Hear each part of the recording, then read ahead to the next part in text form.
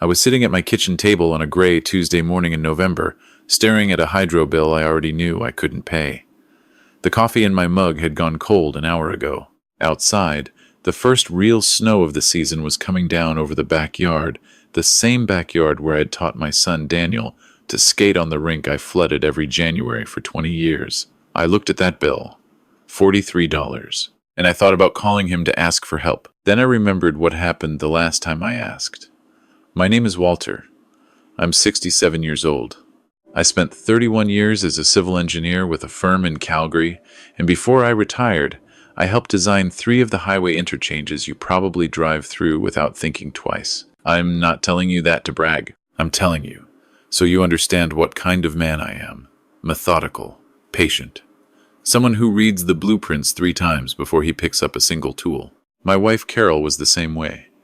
We met at the University of Alberta in 1979, married in '82, and spent the next 4 decades building something together. Not just a family, a life with real foundations. When Daniel was born, Carol went back to school part-time and became a chartered accountant. She was sharper with numbers than anyone I've ever known. We weren't flashy people. We drove reasonable cars. We bought groceries on sale. We took one good vacation a year. But quietly, carefully, over 35 years, Carol and I had built something most people never see coming from the outside. The farmhouse in Foothills County that Carol inherited from her father, we'd fixed it up over the years and rented it out since 2003. The duplex in Red Deer that we bought in 1998 for $147,000 and was now worth 11 times that. The investment portfolio Carol managed herself, tucked inside RRSPs and TFSAs, rebalanced every quarter. And the house Daniel and his wife lived in, the one in a quiet cul-de-sac in Airdrie, which I had bought outright in 2018, as what I thought was a gesture of love. I put it in a family trust. I thought it meant we were bound together. I didn't understand yet what my daughter-in-law, Renee, actually thought it meant. I met Renee at Daniel's apartment in the spring of 2019. She was polished in a way that made me uneasy from the first handshake, not unfriendly exactly, but calculated. The kind of smile that was performing rather than feeling. Carol leaned over to me in the car afterward and said, quietly, "She asked about your retirement 3 times in 2 hours." I told Carol she was being unfair. I told myself the same thing for the next 5 years. They got married in the summer of 2020, a small ceremony because of the pandemic, and by the following year, Renee had given up her job at the marketing firm she'd worked at and settled into what she called managing the household. Daniel was doing well. He'd moved into software sales and was making good money, but the lifestyle they built together seemed to expand faster than their income ever could have justified. Vacations to Mexico and Portugal, a new truck every 3 years. Memberships at a golf club in Cochrane that cost more annually than my first car. None of that was my business. I kept my distance. Carol and I had our own life. Then Carol got sick. She was diagnosed with pancreatic cancer in March of 2022. By the following February, she was gone. 11 months. I don't have adequate words for what that year was like, and I won't try to find them here. What I will say is that Daniel came to visit 4 times during those 11 months. Each visit shorter than the last. Renee came twice. The second time, she asked Carol, who was on a hospital bed we'd rented for the living room, whether she'd updated her will recently. Carol looked at me across the room. She didn't answer. I changed the subject. After Carol passed, something shifted in the way Daniel and Renee treated me. The calls became less frequent.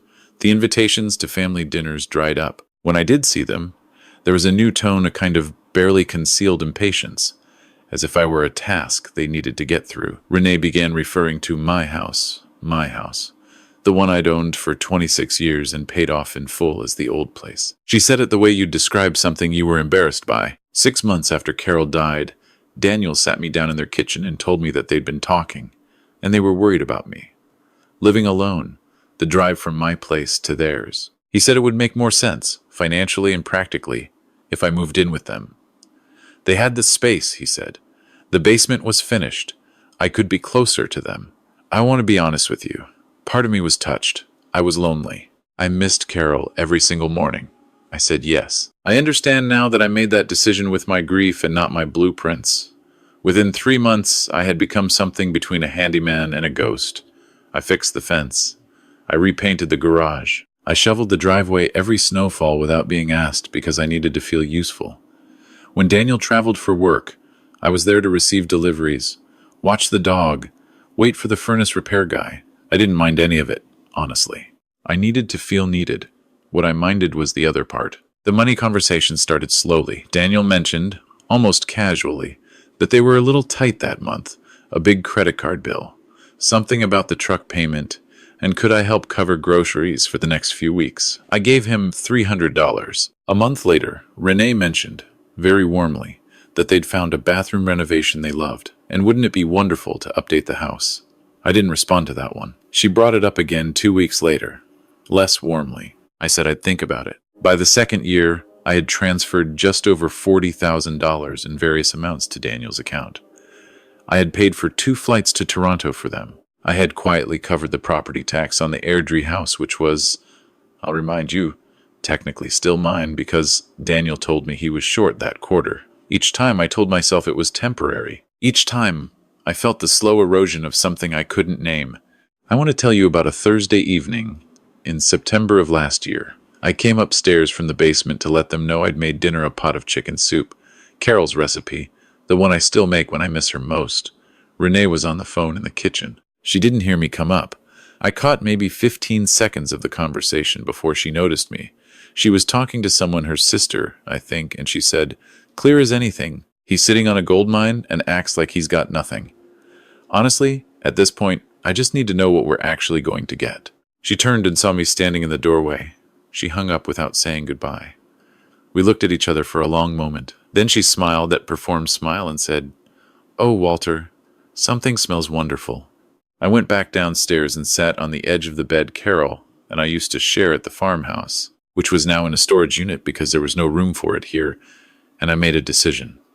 I called my lawyer the next morning. Her name is Patricia, and she has handled my family's affairs for 18 years. I told her I needed to review every document related to the Airdrie property, the trust structure, and the rental properties. I told her I wanted to understand exactly what my exposure was if things changed. She was quiet for a moment, and then she said, "Walter, I've been hoping you'd call." Over the following 3 months, I became very organized. I've always been organized. 31 years of engineering does that. But this was different. I moved carefully. I didn't change anything visible. I still came upstairs for dinner. I still shoveled the driveway. I still let Daniel talk to me about his sales targets while Renee scrolled through her phone across the table. I listened. I watched. I took notes in a small green notebook that I kept in my jacket pocket. What I found, once Patricia and I went through everything carefully, was that the trust I'd set up for the Airdrie house had a specific provision I'd included on the advice of my accountant back in 2018. The property reverted fully to me, with no encumbrance, if the beneficiary relationship changed, which, under the terms I'd written, included a documented breakdown of the familial arrangement. Patricia told me that what I was describing, the financial transfers made under informal pressure, the living situation, the conversation I'd overheard, was enough to document that breakdown clearly. I also discovered, reviewing Carol's estate documents, that her RRSP, which had rolled into my RRIF at her passing, had grown to a balance that made me sit quietly in Patricia's office for almost a full minute. Carol had been rebalancing that account every quarter for 22 years.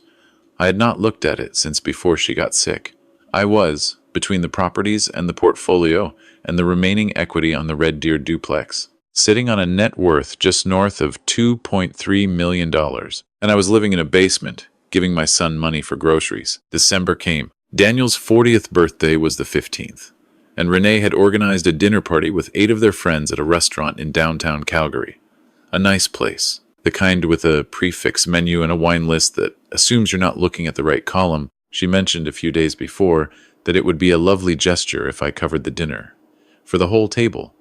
She said it the way she said most things she wanted, framed as an obvious conclusion, as if the only question was whether I'd be gracious enough to confirm it. I thought about Carol. I thought about what she would have said. Then I told Renee I'd been a little short lately, and didn't think I could manage it. The look on her face was the first genuinely unguarded thing I'd seen from her in 2 years. She recovered quickly, but not quickly enough. She said, "Walter, you're not actually poor. We all know that." I said, "Renee, I'm not sure what you mean." She said, "You have properties. You have investments." Daniel told me what Carol's RRSP was worth when she passed. There it was. I said, "Daniel doesn't actually know what Carol's RRSP was worth, and neither do you." She stared at me. Then she said, with a patience that wasn't patient at all, "We've been supporting you for 2 years. We've had you living here. We've included you in everything. And you sit there while we struggle, and you won't even—" I held up my hand. I said, "I'd like to talk to Daniel about this." Daniel, to his partial credit, looked uncomfortable when Renee explained the conversation to him. But he didn't disagree with her. He sat there at their kitchen table and he looked at his hands and he said, "Dad, it would help. You have more than you need. We're family." I looked at my son. I thought about the skating rink in the backyard. I thought about the drives to hockey practice in the dark at 5:30 in the morning. Carol handing me a travel mug of coffee without a word. I thought about what we'd built and why. And I thought about a Tuesday morning in November with a cold cup of coffee and a $43 hydro bill. I said, "Let me think about it." They thought that was a concession. It wasn't. I called Patricia the following Monday. I told her to begin the process of formally terminating the family trust on the Airdrie property and reverting it to my sole ownership. She told me the process would take approximately 60 days and that Daniel would receive a registered notice. I told her to proceed. Then I called the property management company that looked after the Red Deer duplex and told them I'd be selling. I wanted a market assessment by the end of the month. The next part I want to be careful about because it matters. I didn't do this out of anger. I had moved past anger somewhere around the third week of December, sitting in my basement listening to Renee on the phone with her mother, describing a ski trip to Whistler she was planning for February. I had moved past anger into something colder and clearer. Call it an engineer's precision. I was looking at the blueprints. I was reading them correctly this time. In January, I found a one-bedroom condo in a building in southwest Calgary, one of those newer ones, with a gym and a concierge and a view of the mountains on clear days. The building happened to be managed by a company that was 40% owned by a holding company that was, in a roundabout way that I won't detail here, mine. The monthly fee was comfortable. I put down a deposit. I did not tell Daniel or Renee.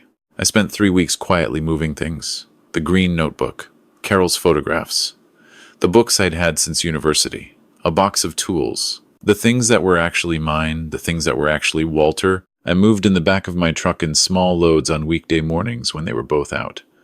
The registered notice arrived at the Airdrie house on a Wednesday in late February. Patricia told me it would. I was already gone by then. I'd moved the last of my things out on the Sunday, left my key on the kitchen counter, and driven away while the street was still quiet. I didn't leave a note. I didn't call. I just left. Daniel called my cell phone 11 times that Wednesday. I answered on the 12th. He was not calm. He said the notice made no sense, that there had to be a mistake, that I couldn't just... I let him talk until he ran out of momentum. Then I said, "Daniel, the property always belonged to me." The trust was a gesture. Gestures can be withdrawn. He said, "Where are you? Where are your things?" I said, "I've moved into my own place." Silence. He said, She's very upset." I said, "I imagine she is." He said, "Dad, this is you can't." And then he stopped, and I heard something shift in his voice, something younger. And he said, "Why didn't you tell us?" I said, "Daniel, I've been trying to tell you things for 2 years. You and Renee had a different conversation than the one I was trying to have." He didn't answer that. I told him the Airdrie house would go to market in the spring unless he wanted to purchase it from me at fair market value. I told him Patricia would be in touch with the details. I told him I hoped he was well. Then I said goodbye and ended the call. I want to tell you about my condo, because that part matters too. It's on the 14th floor. The kitchen faces west, and in the evenings, when the light comes in at a low angle over the Rockies, it's the kind of thing that Carol would have stood at the window looking at for a long time without saying anything. I've started cooking again, really cooking, not just heating things. I made her chicken soup last Sunday. I stood at the window while it simmered, and I talked to her a little. I do that sometimes. I've rejoined the hiking club I'd belonged to in my 50s, before everything got complicated. I've been out twice to the Kananaskis trails. My knees aren't what they were, but the cold air still works the same way it always has. It clears everything.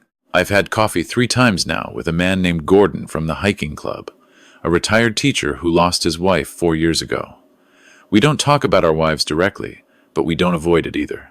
It's a comfortable thing to have found. In March, I made a donation to the Tom Baker Cancer Center in Carol's name.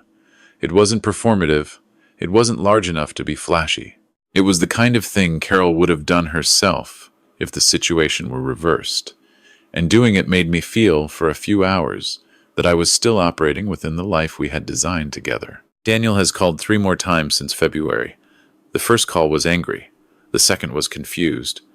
The third, which came last week, was the one I'd been waiting for. He called on a Sunday evening, and he didn't start with the property, or the trust, or the market value. He started by asking how I was, and there was something in the way he asked it, something that reminded me of when he was 12, and had done something he knew was wrong, and was trying to find the way back. Not quite an apology. Not yet. But the beginning of one. I told him I was well. I told him the view from my building was something he should see sometime.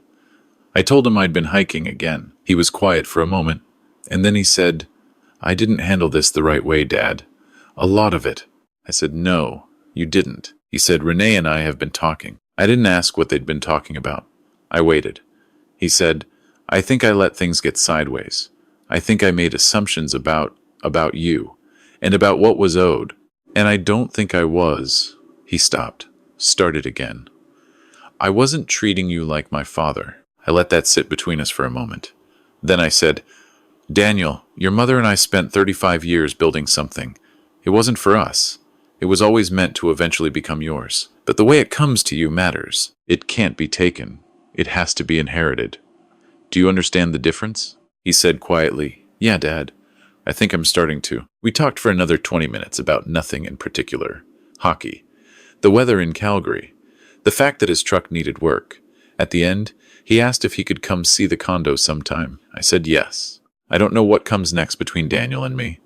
I'm 67 years old, and I've learned not to build on assumptions. I'll wait and see what the foundation actually looks like before I decide what to put on top of it. Carol would tell me to be patient. She'd also tell me not to be a pushover about it. I'm trying to find the balance. I'm still reading the blueprints. What I know is this. I'm sleeping through the night for the first time in 2 years. I'm eating well. I'm watching the mountains in the evening light. And I'm living inside a life I designed for myself. Not a life I was slowly being redesigned to fit inside. Carol used to say that the best structures are the ones that look simple from the outside. All the real work is in what you can't see. 35 years, 2 rental properties, a riff that still surprises me when I look at it, and a man who finally remembered which direction the blueprints were supposed to face. I raised my coffee this morning hot, this time toward the window and the mountains, and I thought, this is what she would have wanted. Not the money, not the properties. This. A Tuesday morning with hot coffee and a clear view, and no one deciding who I am for me. That's the whole of it.